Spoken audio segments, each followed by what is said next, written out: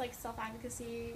But also, like, it's bratty. Like, I get it. But then it's also, like, if I can spare myself having this conversation with you every day, and I can spare myself the grief by, like, making you a tracker with, like, you know, but like the Raiders logo on it, like, I'll do it. I don't know. No? You're uncomfortable acquiescing to him? I don't want to acquiesce, to be honest. Okay. What Brazil said was, like, okay, we ended the conversation with him saying, like, hi, I'm Pedro. Yeah, I saw. Fresh start. And he made me promise not to talk to his mom today. I'm like, okay, I'm not going to talk to your mom today. But the thing is, she calls me a lot, and she texts me a lot. She calls you? She calls me, yeah. Okay. And she called me last night to ask if he was being honest about something, and I'm like, okay, I'm not gonna lie to your mother, you know? I'm just trying to figure this kid out. Like, he's clearly coming with a lot, I know. Yeah. I understand that, and it's just there's no, even when he's, like, in a relatively calm mood, he's just, like, he twists everything around. I'm, like, shocked, you know? Like, he's, like, Melvin doesn't twist things. Like, you know, he'll shut up and leave, or, like, you know what I mean? Like, yeah. I don't know. So, like, this morning, Pedro wasn't even mad at me. He was just being angry, you know? Like, throwing food and, like, throwing shit. And he's like, Alana's pissing me off. And I'm like, hey, it's pretty quiet in here, so even if Alana did do something, like, it's not probably warranting that. So I asked him, like, you know what, why don't you just, like, take a walk outside and come back when you feel better? And he was like, okay. And he, like, huffed and puffed and, like, slammed the door and came back. Great.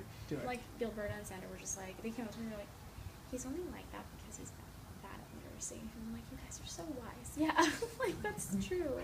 Like, that is really why. Yeah. The kid cannot read. And even just now, I was like, Pedro, I want you to be able to read at grade level and be successful in middle school. And he's like, did you hear him? He's like, did you say I can't read?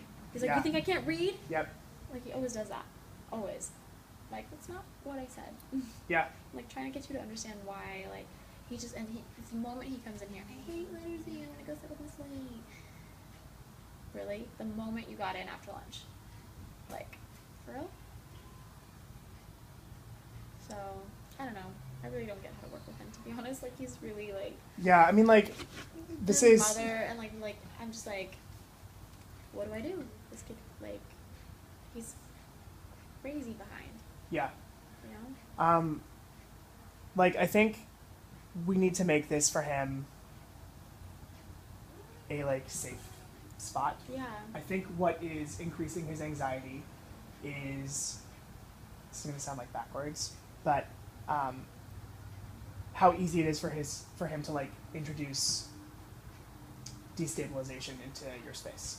Like, it is very easy for him, if he wants to like, rattle the space because he, like, gets to you. Mm-hmm. And I think, like, Melvin's the same way. They're, like, taking advantage of the fact that, like, you're new and, like, you're still, like, honing your practice. And, like, that doesn't make them assholes. That makes them, like, children. It's, like, what kids do. And so I think the first step is to, like, reduce his anxiety by showing him that, like, this is actually a safe space where, like, I'm the one in control.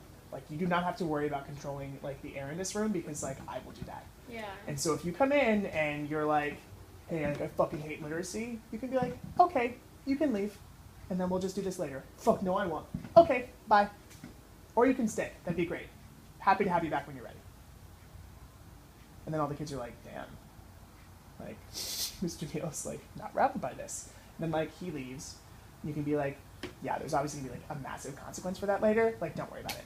Yeah, like, I, like, lectured them. Like, I wasn't yelling. I just was talking at them. I told them to put their heads down. I was like, you guys, like, what you're, like, I was just telling him that I'm not even angry. I'm just really, like, I'm shocked.